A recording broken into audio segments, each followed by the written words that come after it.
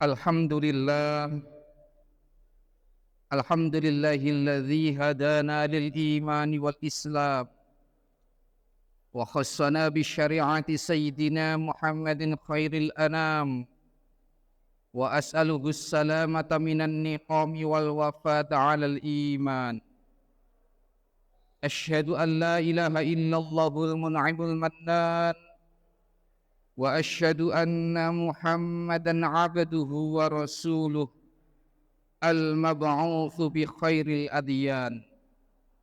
Sallallahu wa sallama ala nabiyyina Muhammadin wa ala alihi wa ashabihi sadatil a'yan. Amma ba'du fa ya ibadallah, fa ya ayyuhan nas ittaqullaha haqqa tuqatih wa la tamutunna illa wa antum muslimun. Wa qad qala Allah ta'ala fi kitabihil azim, a'udzu billahi minasy syaithanir rajim. Bismillahirrahmanirrahim. Wal 'asri innal insana lafi khusrin illal ladzina amanu wa 'amilus shalihati wa tawasaw bil haqqi wa tawasaw bis sabr. Shadaqallahul azim. Kaum muslimin jamaah salat Jumat rahimakumullah. Pada kesempatan Jumat kali ini marilah kita bersama-sama selalu meningkatkan keimanan dan ketakwaan kita kepada Allah Subhanahu wa taala dengan cara menjalankan, melaksanakan, melakukan segala apa yang menjadi perintah Allah dan Rasul-Nya, tentunya diiringi dengan perjuangan menghindarkan diri, menjauhkan diri, menyelamatkan diri dari seluruh larangan Allah dan Rasul-Nya. Semoga kita dan seluruh anak cucu kita diberikan kekuatan dan pertolongan Allah sehingga kita tidak hanya terhenti sebagai keluarga dunia tetapi juga menjadi keluarga akhirat, yaitu di surganya Allah Subhanahu wa ta'ala. Amin amin ya rabbal alamin. Kaum muslimin jamaah salat Jumat rahimakumullah. 350 tahun Belanda tidak sanggup menguasai Indonesia. Sana wilayah A terkuasai, wilayah B melawan. Tidak sanggup.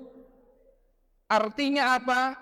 Perjuangan dan pengorbanan yang begitu besar.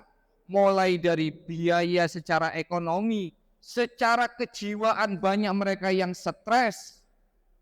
Karena pola perlawanannya kita tidak hanya di medan lapangan, tetapi di hutan belantara. Hadirin jemaah salat Jumat rahimakumullah.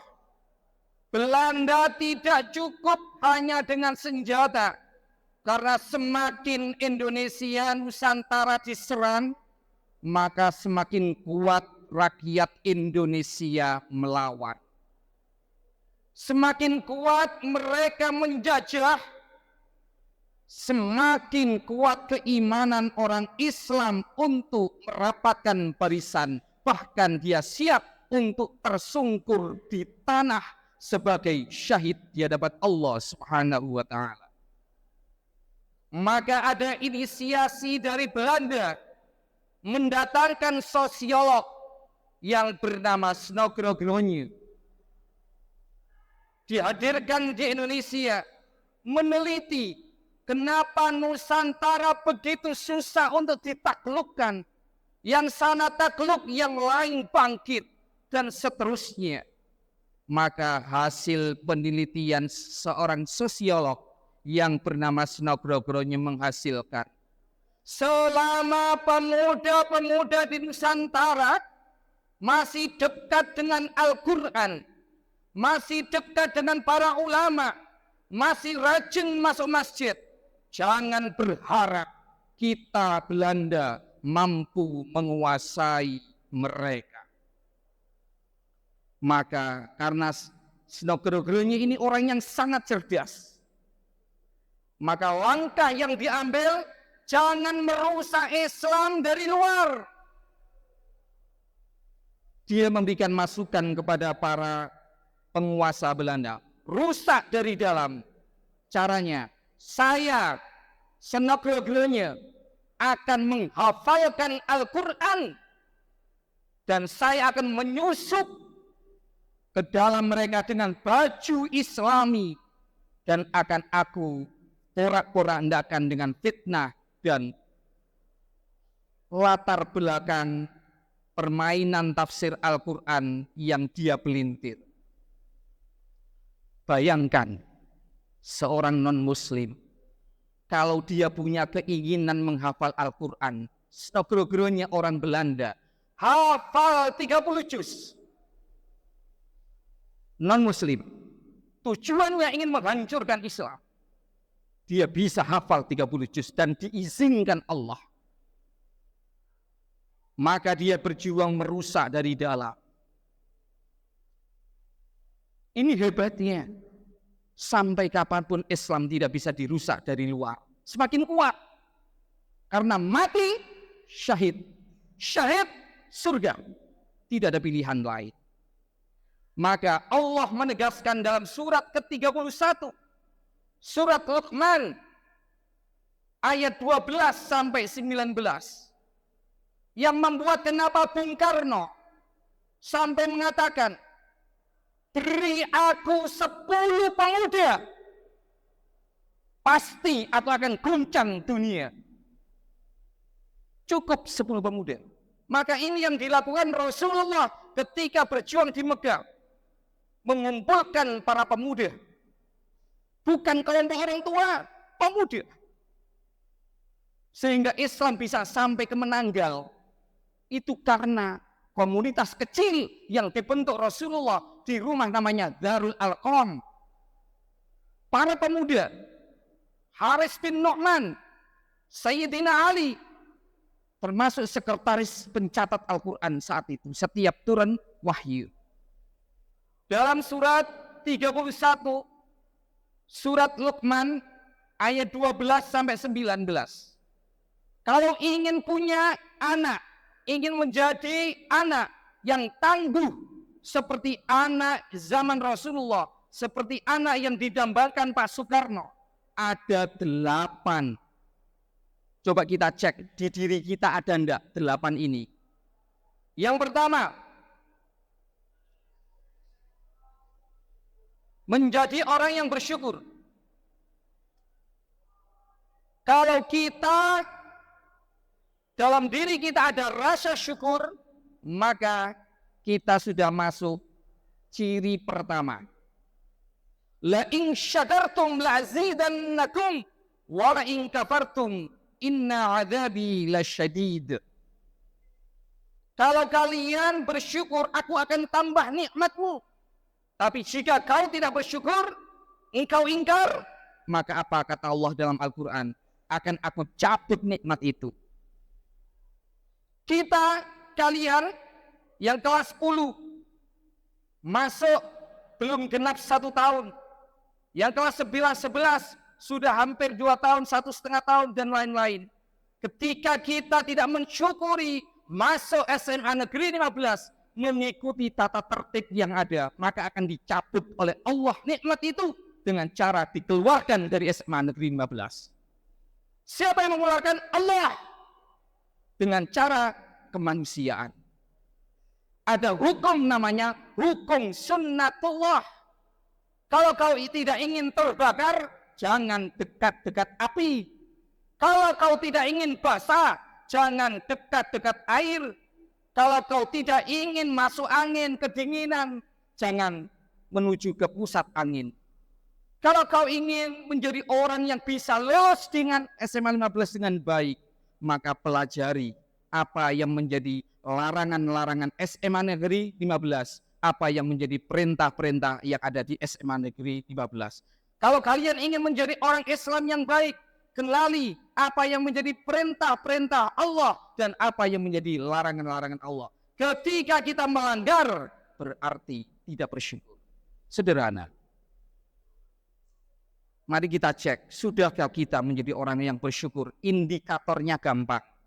Kita sudah mengikuti aturan. Anda masuk DPR nggak ikut aturan, dikeluarkan dari DPR.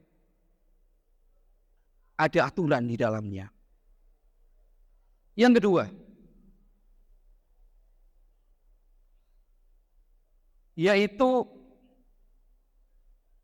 tidak syirik, tidak menduakan Allah. Dalam kitab Perjanjian Lama, dalam kitab Taurat yang diturunkan kepada Nabi Musa, ada yang namanya Ten Commandment, 10 perintah Tuhan. Jangan kau sekutukan Tuhan. Artinya apa? Iman kalau sudah digerogoti, kalau sudah meragukan Allah, maka ini tanda pemuda itu rapuh. Jadi pejabat, pasti pejabat yang muda koruptor. Jadi siswa, pasti nanti siswa yang tanggal 25 November itu ujian penilaian akhir semester di SMA 15, dipastikan dia akan melakukan banyak kecurangan.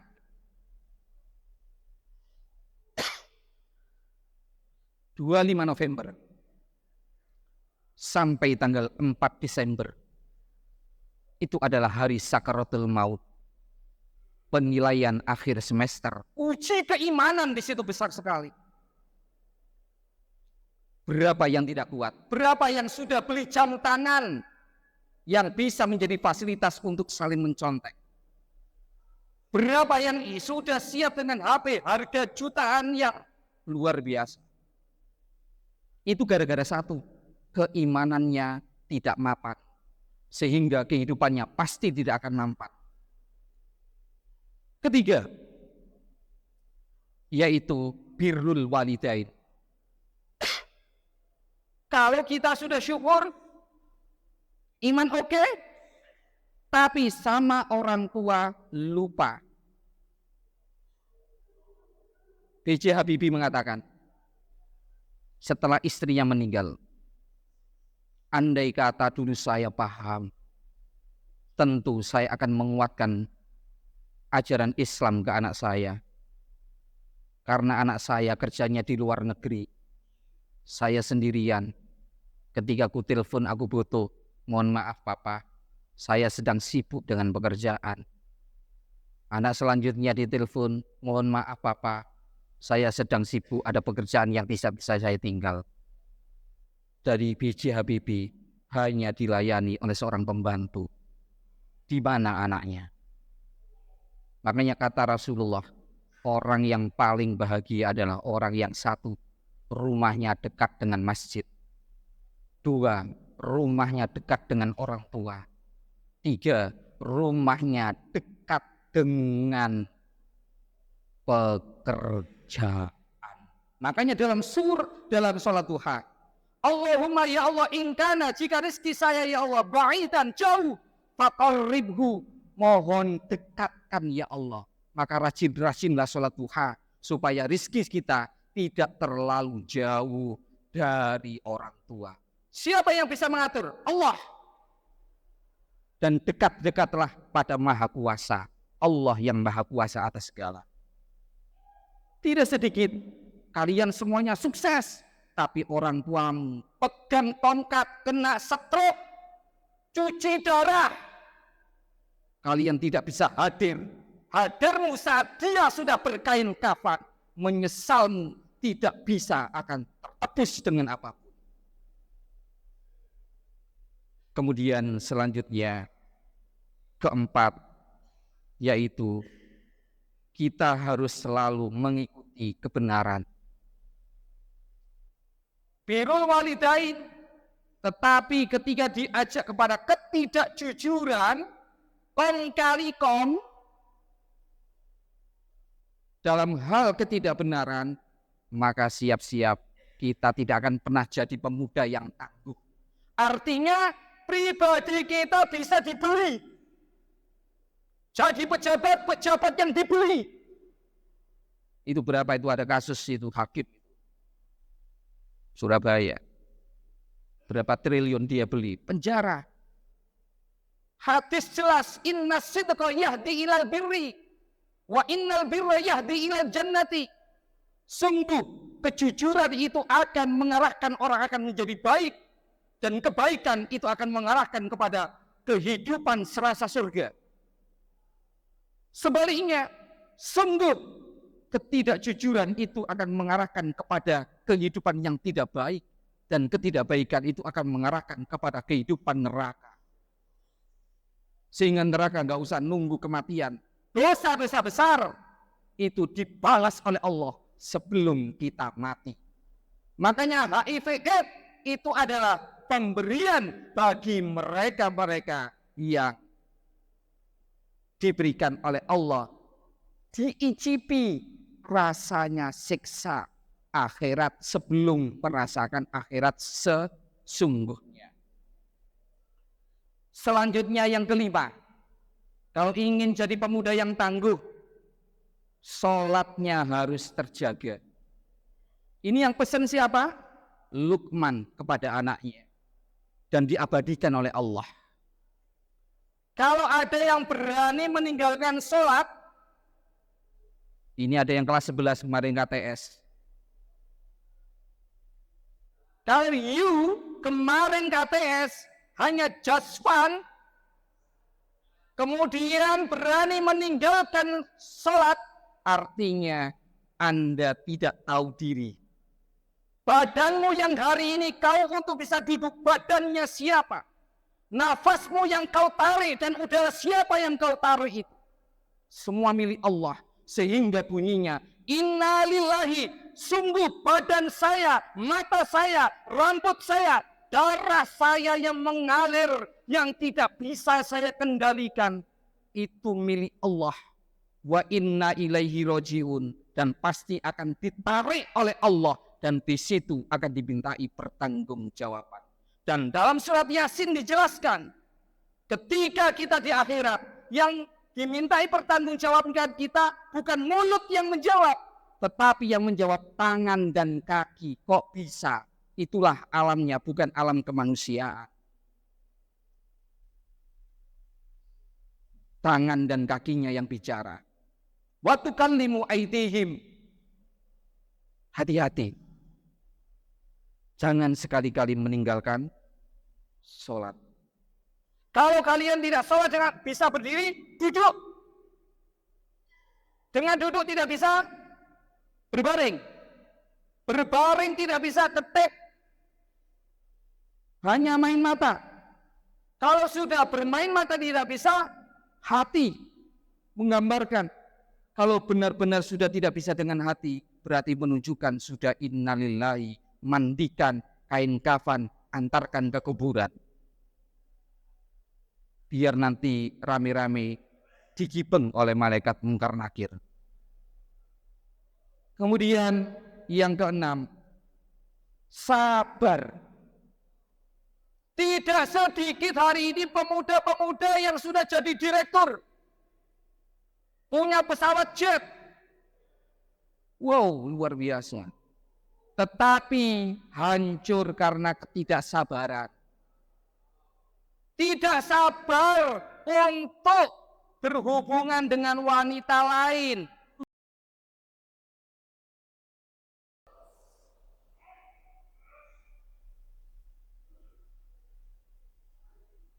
Akhirnya yang terjadi, masuk berita surat kabar, informasi tersebar, rasa percaya berkurang kepada perusahaan, lama-lama akan menurun penghasilan.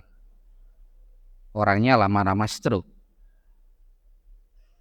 Sabar itu yang pertama, sabar untuk melaksanakan perintah Allah. untuk hadir sini butuh kesabaran. Tidak sedikit yang tidak sanggup untuk masuk masjid ini.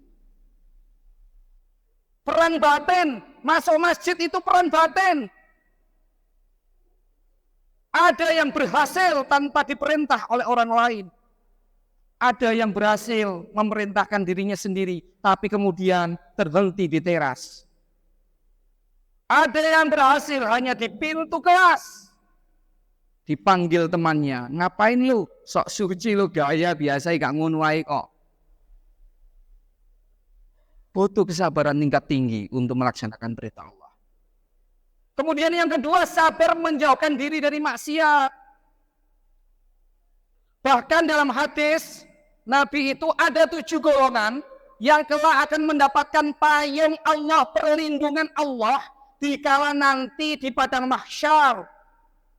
Salah satunya adalah, karena ini pemuda yang saya bahas, saya sampaikan satu saja. Yaitu seorang pemuda yang diajak berzina dan ada kesempatan, tetapi dia tidak mengambil kesempatan itu dan dia mengatakan, aku takut kepada Allah. Bukan aku takut Pak Guru. Kalau masih mengatakan aku takut konangan Pak Guru, beda lagi ceritanya. Makanya orang-orang seperti ini istimewa. Dan tidak sedikit saya yakin dari kalian juga pernah ada sebagian yang digoda melalui wanita. Kemudian yang ketiga adalah seorang pemuda harus sabar dari menerima musibah dari Allah. Menerima ujian dari Allah. Tidak semua orang yang kena penyakit itu mesti gara-gara dosanya. Nabi Ayub itu banyak pahala, tetapi diuji oleh Allah dengan musibah. Sehingga ketika melihat orang yang terkena musibah, jangan kau katakan, karma, makanya jangan menyakiti saya, kualat. Ini tidak boleh dikatakan. Karena kita tidak tahu. Bisa jadi yang dia kena musibah atau ujian yang dia alami itu untuk meningkatkan keimanan dan itu langsung dari Allah. Jangan hubung-hubungkan dengan kita yang mungkin sering menjadi korban bullying oleh mereka. Nah, yang membuli kalian merasakan kayak gitu, tahu diri. Jangan-jangan ini adalah peringatan dari Allah. Dan yang ketujuh adalah sombong. Kalau ada sampai guruku kalah pintar dari aku, kau tidak akan pernah mendapatkan keberkahan ilmu. Bisa Anda ilmunya setinggi langit, tapi ingat pemegang langit itu adalah birrul walidain, hormat kepada orang tua, dan orang tua di sekolahmu itu adalah guru. Jangan kau pernah sakiti guru. Jangan pernah kau sakiti orang tuamu. Kalau orang Jawa menyebut pangeran katon, Tuhan yang kelihatan, yang doanya gampang dikabulkan. Pokoknya doanya baik. Kalau doa jelek, beda. Terakhir, yaitu kita harus mampu menjadi teladan buat orang lain. Kalau kita mampu menjadi teladan orang lain, artinya berarti kita menjadi pribadi yang sudah kokoh. Digendasi orang, tidak bergeming, tetap jalan. Saya masuk SMA Negeri 15, tujuan saya akpol, maka saya harus perbaiki intelektual saya, emosi saya, kedisiplinan saya. Siapapun yang ngebosi, saya tetap tegak dan saya tidak akan menghakimi dia, saya tetap hormat kepada dia. Sehingga di sini anak-anak, saya yakin di hadapan saya tidak ada siswa yang berdoa, ya Allah jadikan saya orang-orang yang merugi di dunia. Pastinya kalian berharap jadi orang-orang yang sukses, tapi ingat, sukses itu dihadirkan dengan mental yang kokoh. Mental yang kokoh, pribadi yang kokoh. Makanya di dalam Pancasila, lagu Indonesia Raya, bangunlah jiwanya, baru bisa bangunlah badannya. Kalau masuk sudah menggambarkan, aku nanti ketemu guruku ini Pak Faizid, males saya, maka tertutup sudah hatimu, susah untuk mendapatkan ilmu darinya. Maka bukalah hatimu dengan baik, sehingga kita semuanya menjadi orang-orang yang sukses dunia dan akhirat. Amin amin ya rabbal alamin. A'udzu billahi minasyaitonir rajim. Bismillahirrahmanirrahim. Inna a'tainakal kautsar fasholli li rabbika wanhar. Inna syani'aka wal abtar. Barakallahu li wa lakum bil Qur'anil azim wa nafa'ani wa iyyakum bima fihi minal ayati wadh dzikril hakim wa taqabbal minni tilawatahu innahu was-sami'ul alim wa qur rabbighfir warham wa anta khairur rahimin.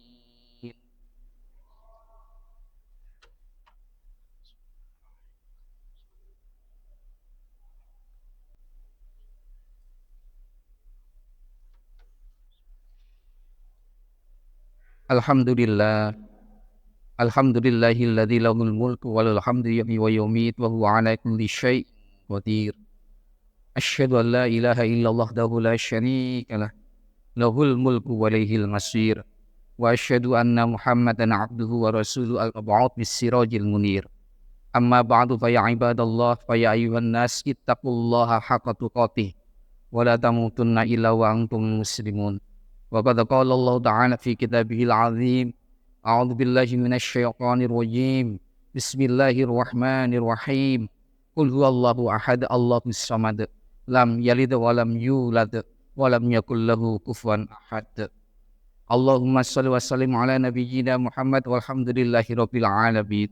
Allahumma ighfir lil muslimin wal muslimat wal mu'minin wal mu'minat wal dha'ifa wal hasanat wa kafin 'anhum sayyi'at. Rabbana ighfir lana dhunubana wa liwalidina warhamhum kama rabbawna shighara. Rabbana atina fid dunya hasanah wa fil akhirati hasanah wa qina adzabannar. Walhamdulillahi rabbil alamin.